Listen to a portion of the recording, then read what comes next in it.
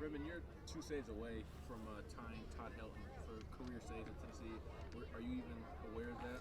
I mean, I'm definitely aware of it, but it's one of those things, we talk more about team stats than individual stats. It's one of those things that's corny, but I mean, at the end of the day, if we get a dub up there and we get to Omaha like we think we can, then that's the main goal. What did you learn about this team, y'all kind of having to come from behind the last 2 days and playing a tight one today? I mean, just what we wanted. The bats are unbelievable. I mean, I say it over and over. I'm just happy we're not facing them anymore like we're in the fall. I mean, my confidence was down after having to face them every day, but no, it's one of those things we're resilient, so I don't think anybody ever thinks we're out of it, kind of like we were last year. No game was lost until the final out was made. How fun is it to play on this team with the way y'all been playing lately? Oh, it's electric. It's one of those things, you just don't know who it's going to be every day. Could be Russell, Trey, just somebody's going to hit a big home run or a big hit and just turn the tides. In terms of just the – go ahead, man. What did you have going on the mound there tonight? Just the changeup was working for me really well today. I had a good feel of it, and just missing barrels today. I kind of got unlucky with 2 hits in the beginning, but it's one of those things. I trust my defense behind me just to work out of it and just keep trusting the pitch has kind of got me through 6 years here in a changeup, and just knowing that it's going to work out for me.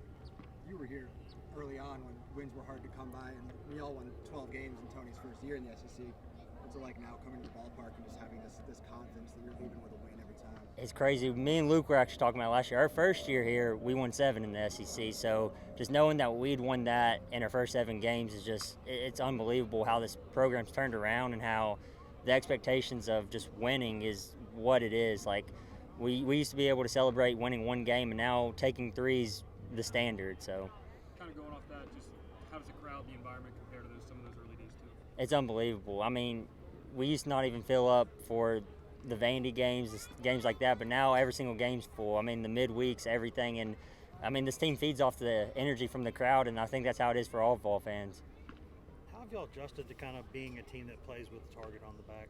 I know it's something that earlier in your career was kind of hard to think about that being a thing, but it's kind of that way now. I think we started to adapt it last year. We kind of took that, a lot of them say villain role, and I think we just fed off of that. I think everybody knows. I think we want to be it. We got guys like Drew Gilbert who legit wants to fight everybody, it feels like, and just be the guy that has the target on his back. And I think we feed off of guys like him and Jordan Beck and just continue to just love having that target on our back. At what point, in the past couple of years, did you realize that, wait, a lot of people really do not like us at all? Like, it seems like there's there's no middle ground with y'all. I think it was last year, really. I think we, there were a couple home runs we hit and people got upset that we celebrated. But, I mean, when you do it consistently like some of the guys do, I mean, it's just kind of the natural thing. It's kind of what they do. It's who they are. So I think that's kind of when we started noticing it, and it's kind of when we started feeding off of it. How do you guys find ways to keep getting better? I mean, as much as you win games. It's just look individually at what you need to do. For me, it's just getting a little velo on the fastball, kind of just staying healthy. For everybody else, I think it's just individualistic. I think you just look and see where, because there's always places to improve. I mean, from the starting rotation to the bullpen to the hitters, you can just find a gap in your game that you can get better at. Best start in SEC history. Just what does that little piece of history mean to y'all?